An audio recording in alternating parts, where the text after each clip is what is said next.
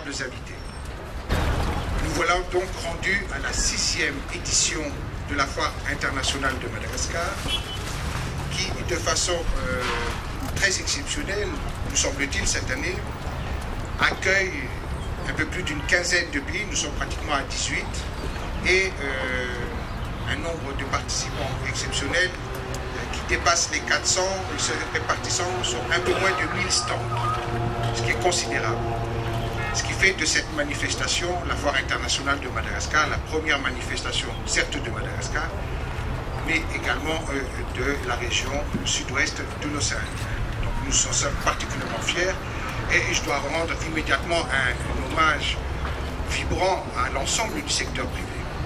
Ce secteur privé qui, pour l'occasion, décide de répondre présent à notre appel, toujours persuadé que la seule solution pour qu'un pays se développe, c'est d'être actif, présent et positif. Donc nous sommes là, Monsieur le Premier ministre, pour vous dire que le secteur privé est prêt pour accompagner le développement de notre très cher pays. Je vous remercie de m'offrir, Monsieur le Président, cette tribune pour vous assurer, au nom de la Réunion, de notre volonté et de notre détermination à développer une coopération librement consentante, fondamentalement avantageuse et réciproque. Je voudrais donc clore mon intervention en prenant à mon compte le sentiment d'un chef d'entreprise d'une PME réunionnaise qui est un exemple d'intégration dans la zone océan Indien avec des filiales mauriciennes, malgaches, qui me confiait pas plus tard que hier, Monsieur le Premier ministre, il me disait ceci: je me sens réunionnaise à La Réunion, mauricien à Maurice et malgache à Madagascar.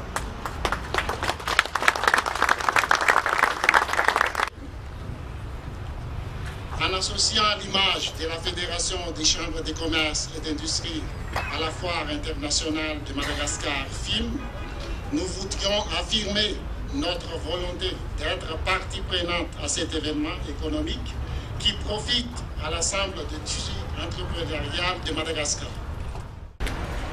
Tout d'abord, je voudrais féliciter le comité organisateur de la FIM de cette Foire internationale de Madagascar et tout spécialement son dynamique président pour la dimension que prend chaque année cette manifestation, maintenant incontournable pour Madagascar et incontournable également pour la région.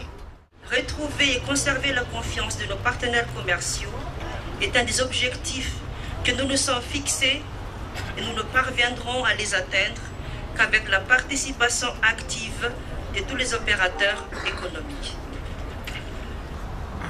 Mon département, chargé du développement économique et industriel, se fait un devoir de soutenir les initiatives rentrant dans ce cadre. Tel est le cas de cette 6e édition de la FIM que j'ai l'honneur de parrainer. Il y a un an, j'ai eu l'honneur et le plaisir d'inaugurer, je m'en souviens bien, une édition de la FIM qui avait été alors une surprise agréable pour tous les observateurs, tant elle avait brillé pour son importance et son professionnalisme. Au premier regard aujourd'hui, cette 6e édition du film prend encore beaucoup plus d'ampleur.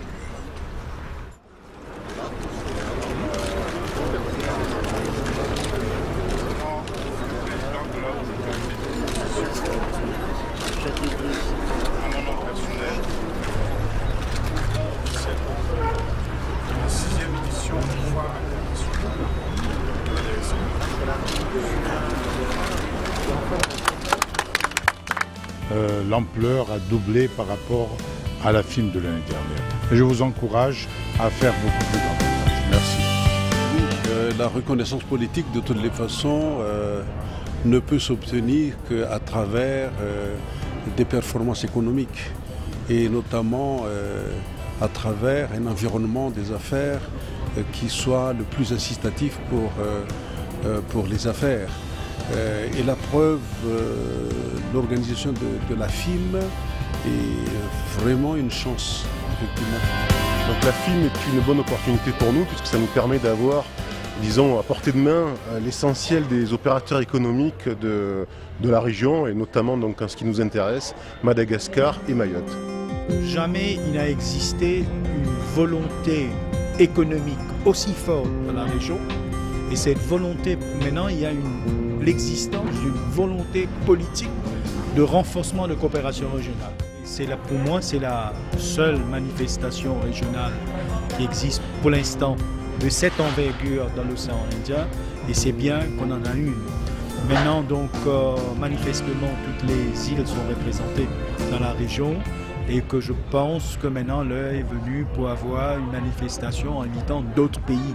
Demain, on peut très bien imaginer un pavillon indien, un pavillon Chine, de façon à pouvoir véritablement balayer beaucoup plus large, donc comme foire régionale.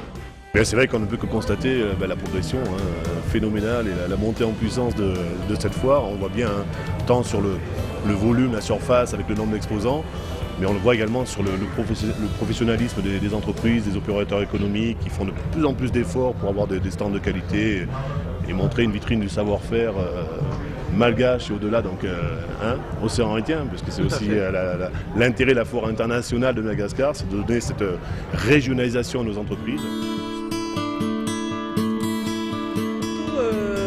Je voudrais féliciter sincèrement les organisateurs de cette foire internationale qui, si je ne me trompe pas, est la plus grande foire jamais organisée à Madagascar.